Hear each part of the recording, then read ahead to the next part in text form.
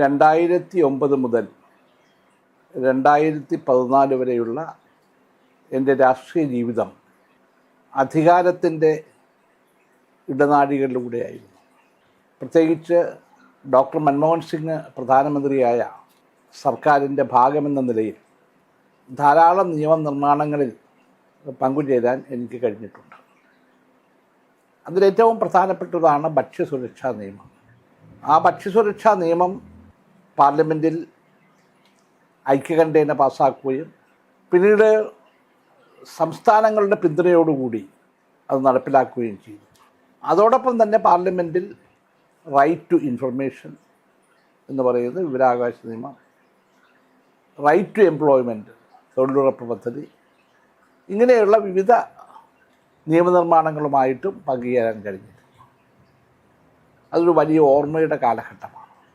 2014 Manmohan Singh government കാലാവധി കഴിയുകയും പുതിയ തിരഞ്ഞെടുപ്പിലേക്ക് കടക്കുകയും ചെയ്തു.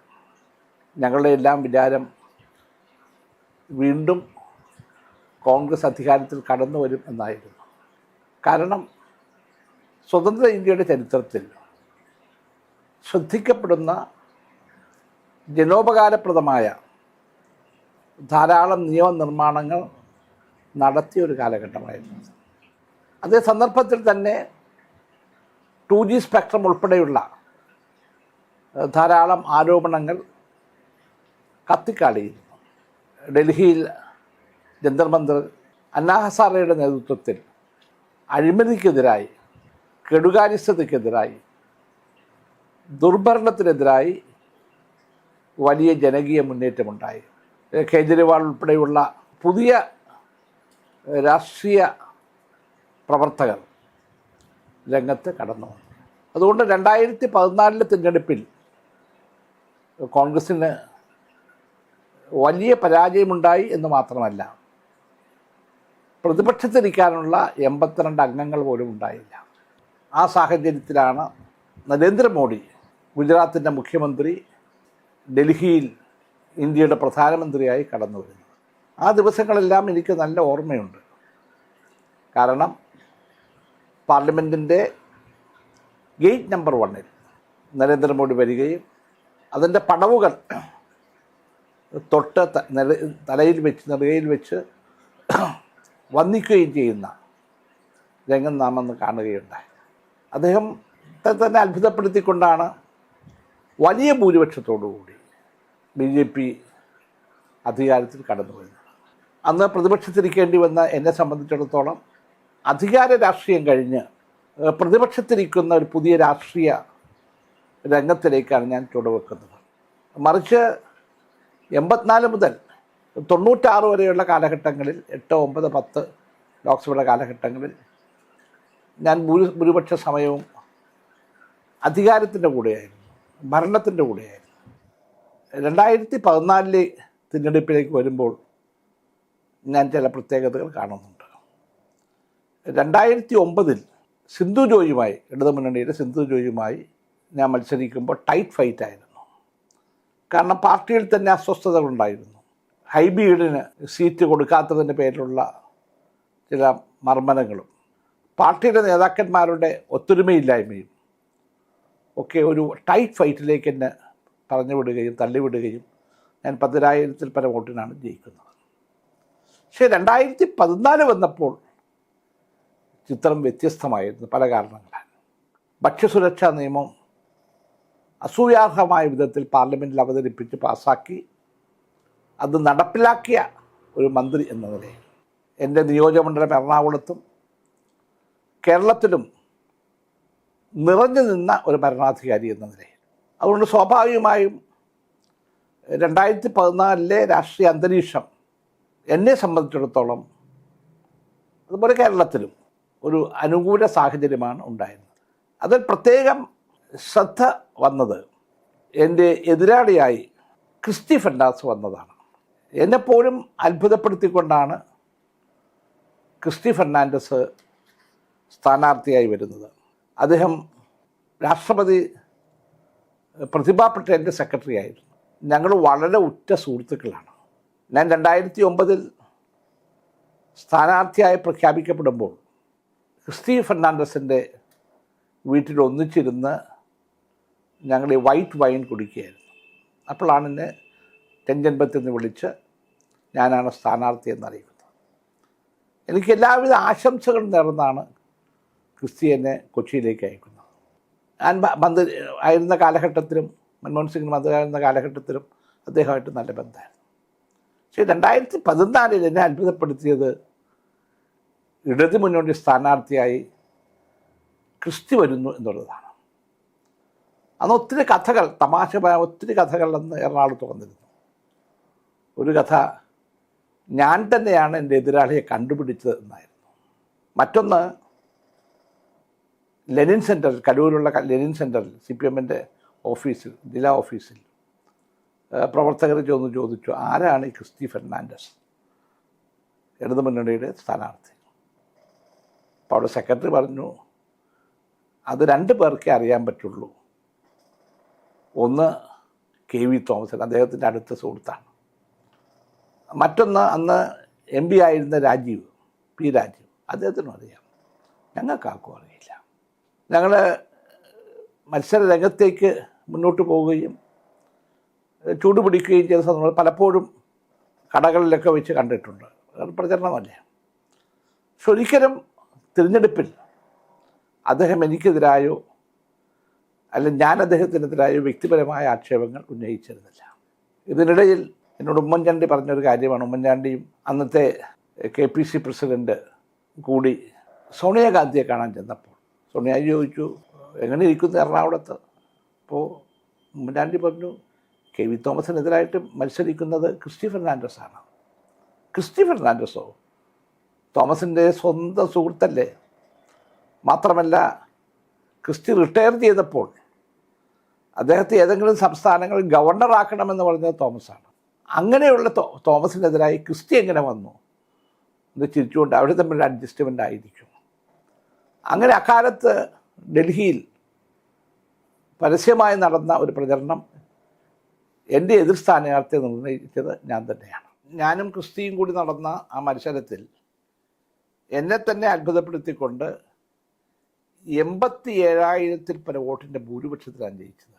7 അസംബ്ലി നിയോജകമണ്ഡലങ്ങളിലും എനിക്ക് ഭൂരിപക്ഷം കിട്ടി.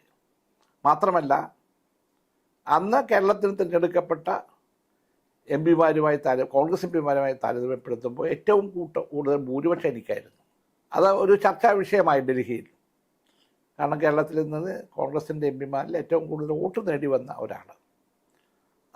അതിൻ്റെയൊക്കെ ഒരു സൈഡ് ഒരു ഗുണപരമായ ഒരു മാറ്റം പിന്നീട് ഞാൻ നേതൃത്വത്തിൽ കണ്ടു. സോണിയാഗാന്ധി ഉൾപ്പെടെ എന്നോട് കാണിച്ച മുമ്പത്തേതിനേക്കാൾ കുറേ കൂടി സ്നേഹത്തോടു കൂടി എന്നെ പെരുമാറുകയും എനിക്ക് കൂടുതൽ അധികാരങ്ങൾ നൽകുകയും ചെയ്തു.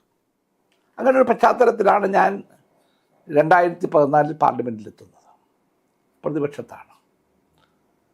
പാർലമെൻറ്റ് കൂടിയ ആദ്യ ദിവസങ്ങളിൽ തന്നെയാണ് ഹൗസ് കമ്മിറ്റി പ്രഖ്യാപിച്ചത്. സ്വാഭാവികമായിട്ട് അതിൻ്റെ ചെയർമാൻ ഭരണകക്ഷിയിൽ നിന്ന് BJP-യിൽ നിന്നാണ്. കോൺഗ്രസിൽ നിന്നും ലോകസഭയിലെ ഒരംഗവും രാജ്യസഭയിലെ ഒരംഗവുമാണ് ഈ പ്രധാനപ്പെട്ട ഒരു കമ്മിറ്റിയിൽ വരുന്നത്. കാരണം ഹൗസ് കമ്മിറ്റിയാണ് എല്ലാവരും വീടുകൾ നിശ്ചയിച്ച് കൊടുക്കുന്നതും വീട്ടിലെ സൗകര്യങ്ങൾ നിർണ്ണയിക്കുന്നതും CPW സെൻട്രൽ പബ്ലിക് വർക്ക്സ് ഡിപ്പാർട്ട്മെൻറ്റിൻ്റെ കാര്യങ്ങൾ നിയന്ത്രിക്കുന്നത് പവർഫുൾ കമ്മിറ്റിയാണ്. അപ്പോൾ ആ കമ്മിറ്റിയിൽ ലോകസഭയിൽ നിന്നും സോണിയാഗാന്ധി നിർദ്ദേശിച്ചത് എന്നെയാണ്. ആ ലിസ്റ്റ് സ്പീക്കർ ലോക്സഭയിൽ വായിക്കുമ്പോൾ എനിക്ക് തന്നെ അത്ഭുതം തോന്നി. എന്നോടൊന്നും പറഞ്ഞില്ല. കഴിഞ്ഞപ്പോൾ ഞാൻ സോണിയാജിയെ കണ്ടു. അപ്പോൾ സോണിയാജി പറഞ്ഞു നമ്മുടെ അംഗങ്ങളുടെയൊക്കെ വീടുകൾ നോക്കണം. 24 അക്ബർ റോഡ്, അതാണ് പാർട്ടി ഓഫീസ്, അത് പ്രശ്നമില്ലാതെ മുന്നോട്ട് കൊണ്ടുപോകണം. ഞാൻ ഉൾപ്പെടെയുള്ള വീടുകൾക്ക് മാറ്റമുണ്ടാകരുത്. അതുകൊണ്ട് തോമസൻ തന്നെ വെച്ചിരിക്കുന്നത്. ഞാൻ കമ്മിറ്റി കൂടിയപ്പോൾ ചെയർമാനോട് പറഞ്ഞു, സെക്രട്ടറി ഉണ്ട്, അദ്ദേഹത്തോട് പറഞ്ഞു, സീനിയർ IAS-കാരനാണ്, നിങ്ങൾ എന്തെങ്കിലുമൊക്കെ മാറ്റങ്ങൾ വരുമ്പോൾ എന്നോടുകൂടി ഒന്ന് പറയണം. ഞങ്ങളുടെ ഇന്ന കാര്യങ്ങളിൽ സംരക്ഷണം വേണം. 24 അക്ബർ റോഡ്, സോണിയാഗാന്ധി തെഞ്ചൻപത്ത് ഉൾപ്പെടെയുള്ള വീടുകൾ, അത് സംരക്ഷണം വേണം. എല്ലാ അംഗങ്ങളും എന്നെയാണ് വിളിച്ചുകൊണ്ടിരുന്നത്. അലോട്ട്മെൻറ്റ് പുതിയ അംഗങ്ങളെ സംബന്ധിച്ചിടത്തോളം വീടുകൾ അലോട്ട് ചെയ്യണം. അപ്പം അതിനും കമ്മിറ്റിക്ക് അധികാരമുണ്ട്. വെസ്റ്റേൺ കോട്ടിൽ കൂടുതൽ സൗകര്യങ്ങൾ കൊണ്ടുവരുമ്പോൾ അവിടെയും പുതിയ അംഗങ്ങൾക്ക് സൗകര്യം ഉണ്ടാക്കണം. അപ്പം ഇത്തരം കാര്യങ്ങൾ ഞാൻ വളരെ ശ്രദ്ധിച്ച് മുന്നോട്ട് പോവുകയായിരുന്നു. അങ്ങനെയുള്ളൊരു പശ്ചാത്തലത്തിലാണ്. അപ്പോൾ അതിൽ എൻ്റെ പല സഹപ്രവർത്തകർക്കെന്ന് വെച്ചാൽ ഒരു മർമ്മറിങ് ഉണ്ടായിരുന്നു. അങ്ങനെയൊരു പശ്ചാത്തലത്തിലാണ് പബ്ലിക് അക്കൗണ്ട്സ് കമ്മിറ്റി ചെയർമാനായി എന്നെ പ്രഖ്യാപിക്കുന്നത്. എനിക്ക് വിശ്വസിക്കാൻ കഴിഞ്ഞില്ല. കാരണം പാർലമെൻറ്റിൽ പ്രധാനമന്ത്രി കഴിഞ്ഞാൽ ഏറ്റവും പവർഫുള്ളായ ഒരു കമ്മിറ്റിയും അതിൻ്റെ ചെയർമാനുമാണ് PSC, പബ്ലിക് അക്കൗണ്ട്സ് കമ്മിറ്റി. ബ്രിട്ടീഷുകാരുടെ കാലത്ത് തുടങ്ങിയതാണ്. ഗവൺമെൻറ്റിൻ്റെ പ്രവർത്തനങ്ങൾ നിരീക്ഷിക്കുന്നതും നിയന്ത്രിക്കുന്നതും അതിനെക്കുറിച്ച് കമൻറ്റ് പറയുന്നതും, അതുപോലെ CBI ഉൾപ്പെടെയുള്ള IB ഉൾപ്പെടെയുള്ള സംഘടനകളെ, കേന്ദ്ര ഗവൺമെൻറ് സംഘടനകളെ പരിശോധിക്കുന്നതുമൊക്കെ ഉള്ള അധികാരമുള്ളൊരു കമ്മിറ്റിയാണ്. എൻ്റെ പേര് പറഞ്ഞപ്പോൾ എല്ലാവരും എൻ്റെ മുഖത്തേക്ക് നോക്കി. സോണിയാജിയും എൻ്റെ മുഖത്തേക്ക് നോക്കി. ഞാൻ ചിരിച്ചു. ഞാൻ പറഞ്ഞു, നന്ദി മാഡം എന്ന് പറഞ്ഞു. അത് ഒരു പുതിയ ചരിത്രമായിരുന്നു. 3 ടേം ഞാനിരുന്നു. ആ സന്ദർഭത്തിലാണ് കോൺഗ്രസിന് ബുദ്ധിമുട്ടുണ്ടാക്കുന്ന പലതും വരുമ്പോൾ ഞാൻ സംസാരിക്കും. അങ്ങോട്ട് ഇത് ഇന്നതാ പ്രശ്നം, നമുക്ക് യോജിപ്പിച്ചു കൊണ്ടുപോകാൻ കഴിയണം, ആരെയും പരിധി വിട്ട് സഹായിക്കണ്ട, പക്ഷേ രാഷ്ട്രീയ പ്രേരിതമായ തീരുമാനങ്ങൾ എടുക്കരുത്. അപ്പോൾ കോൺഗ്രസ്സിന് പോലും ചില സന്ദർഭത്തിലൊക്കെ ബുദ്ധിമുട്ടുണ്ടാക്കുന്ന കാര്യങ്ങൾ വന്നപ്പോൾ ഞാനത് മെമ്പർമാരെ പറഞ്ഞ് ബോധ്യപ്പെടുത്തി. അതോടൊപ്പം പ്രധാനമന്ത്രിയെ കണ്ട് ചില സന്ദർഭങ്ങളിൽ ഞാൻ ചില കാര്യങ്ങളെക്കുറിച്ച് പറഞ്ഞിട്ടുണ്ട്. PSC ചെയർമാനായി ഞാൻ ചാർജ് എടുക്കുമ്പോൾ എൻ്റെ മുമ്പിൽ വന്ന ഫയലുകളിൽ പ്രധാനപ്പെട്ട 2 ഞാൻ ഇന്നും ഓർക്കുന്നുണ്ട്. ഒന്ന് കോമൺവെൽത്ത് ഗെയിംസ്. അതിൻ്റെ നടത്തിപ്പ് ഷീലാ ദീക്ഷിതായിരുന്നു. അതിൻ്റെ ടോർച്ച് കാരിയർ എന്ന നിലയിൽ സുരേഷ് കൽമാടി അദ്ദേഹമാണ് അതിന് നേതൃത്വം കൊടുത്തത്. കോമൺവെൽത്ത് ഗെയിംസും ഈ ടോർച്ചുകളെക്കുറിച്ചും ഒക്കെ ആയിരുന്നു വലിയ പരാതി.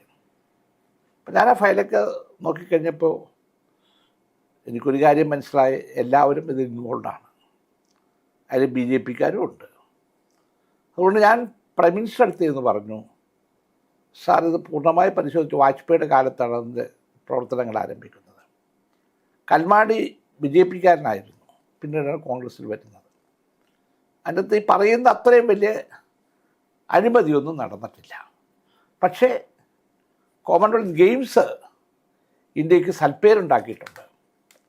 അതുകൊണ്ട് ഇനി ചകഞ്ഞു പോകണോ, അത് ഇവിടെ വെച്ച് അവസാനിപ്പിക്കണോ? അപ്പോൾ പ്രധാനമന്ത്രി എന്നോട് പറഞ്ഞത് ഉചിതമായി ചെയ്യുക, രാഷ്ട്രീയവൽക്കരിക്കട്ടെ, രാഷ്ട്രീയമായ നേട്ടത്തിന് വേണ്ടി അത് ഉപയോഗിക്കണം എന്നില്ല എന്ന് പറഞ്ഞു. അങ്ങനെ ആ ചർച്ചകൾ നടന്ന സന്ദർഭത്തിൽ ഞാൻ BJPയുടെ ഈ കമ്മിറ്റിയിലെ പ്രധാനപ്പെട്ട മെമ്പർമാർ സംസാരിച്ചു. ഞങ്ങളുടെ ഫയല് ക്ലോസ് ചെയ്തു. വേറൊന്നുണ്ടായിരുന്നത് ഈ വെസ്റ്റ്ലാൻഡ് ഹെലികോപ്റ്റർ ഇഷ്യൂ ആണ്. അതിനകത്ത് വലിയ അഴിമതി നടന്നു, അത് കോൺഗ്രസിന് പങ്കാളിത്തമുണ്ട് എന്നായിരുന്നു BJPയുടെ ആരോപണം. അപ്പോൾ ഫയല് ഞാൻ പരിശോധിച്ചപ്പോൾ കണ്ടത് ഇത് ഒറിജിനേറ്റ് ചെയ്യുന്നത് വാജ്പേയിയുടെ കാലഘട്ടത്തിലാണ്. ആ വെസ്റ്റ്ലാൻഡ് ഹെലികോപ്റ്ററിൻ്റെ ഡിസൈനുമായി അതിൻ്റെ കമ്പനിക്കാർ വന്നപ്പോൾ വാജ്പേയി ഗവൺമെൻറ്റിൻ്റെ ഉത്തരവാദിത്തപ്പെട്ട ഉദ്യോഗസ്ഥന്മാരും രാഷ്ട്രീയ നേതാക്കന്മാരുമൊക്കെ ഇടപെട്ട് ഇതിൻ്റെ ടെയിൽ, ഇതിൻ്റെ അറ്റം, അവിടെ ഉള്ള ടോയ്ലറ്റ് കയറുക എന്ന തല കുനിക്കണം. അതൊരു പ്രത്യേകിച്ച് VVIPക്ക് വേണ്ടിയുള്ളതാണ് ഈ ഹെലികോപ്റ്റർ. അതുകൊണ്ട് ഡിസൈൻ മാറ്റണം. അങ്ങനെ ഡിസൈൻ മാറ്റാൻ വാജ്പേയിയുടെ കാലഘട്ടത്തിൽ എടുത്ത തീരുമാനം, അതിൻ്റെ പിന്തുടർന്നുകൊണ്ടാണ് കോൺഗ്രസ് ഗവൺമെൻറ് വരുന്നതും തീരുമാനങ്ങൾ എടുക്കുന്നതും. അപ്പോൾ ഇത് കൂടുതൽ ഇൻവെസ്റ്റിഗേറ്റ് ചെയ്താൽ അത് BJPക്കും ബാധകമാകും എന്ന് ഞാൻ പ്രധാനമന്ത്രിയോട് പറഞ്ഞു. അപ്പം അത് സോണിയാഗാന്ധിക്കെതിരായി കൊണ്ടുവന്നൊരു ആരോപണം കൂടിയായിരുന്നു ഈ വെസ്റ്റ്ലാൻഡ് ഹെലികോപ്റ്റർ. സോണിയാജിയുടെ ചില സുഹൃത്തുക്കളും ചില ബന്ധുക്കളൊക്കെ ഇതിൽ ഇൻവോൾവാണ് എന്ന ആരോപണമായിട്ട് വന്നതായിരുന്നത്. ഞാൻ ആ മുഴുവൻ ഫയലും നോക്കിയതിന് ശേഷം ഇതിനകത്ത് ഈ മാറ്റങ്ങൾ ഉണ്ടാക്കിയത് വാജ്പേയിയുടെ കാലഘട്ടത്തിലാണെന്നും അതുകൊണ്ടാണ് ഇതിൻ്റെ പിന്നീടുള്ള നിർമ്മാണങ്ങളിൽ സാമ്പത്തികമായ പ്രശ്നങ്ങളുണ്ടായതെന്നും എനിക്ക് പ്രധാനമന്ത്രിയെ ബോധ്യപ്പെടുത്താൻ കഴിഞ്ഞു. ആ പ്രശ്നങ്ങളും അവസാനിച്ചു.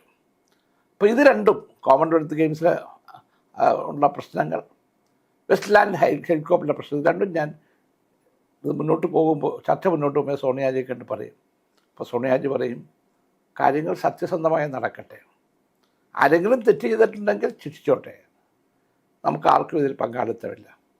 അന്ന് സോണിയാജി കാണിച്ച ധീരത എന്നെ അത്ഭുതപ്പെടുത്തി. കാരണം സോണിയാജിക്ക് എതിരായിട്ട് കൂടിയാണ് വെസ്റ്റ്ലാൻഡ് വരുന്നത്. പക്ഷെ സോണിയാജി പറഞ്ഞു, മുന്നോട്ട് പോട്ടെ, തെറ്റ് ചെയ്തവർ ആരെങ്കിലും ശിക്ഷിക്കപ്പെടട്ടെ.